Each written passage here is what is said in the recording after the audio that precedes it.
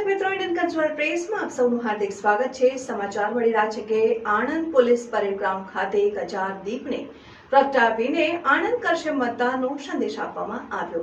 લોકસભાની સામાન્ય ચૂંટણી 2024 અંતર્ગત આણંદ જિલ્લામાં વધુને વધુ મતદાન થાય તે માટે જિલ્લા ચૂંટણી અધિકારી પ્રવીણ ચૌધરીના માર્ગદર્શન હેઠળ મતદાર જાગૃતિના વિવિધ કાર્યક્રમો હાથ ધરવામાં આવી રહ્યા છે, જે અંતર્ગત આણંદ પોલીસ પરેડ ગ્રાઉન્ડ ખાતે 1000 દીપને પ્રગટાવીને આનંદ કરશે મતદાનનો સંદેશો આપવામાં આવ્યો હતો, જેનો શુભારંભ જિલ્લા ચૂંટણી અધિકારી પ્રવીણ ચૌધરીએ દીપ પ્રગટાવી કર્યો હતો।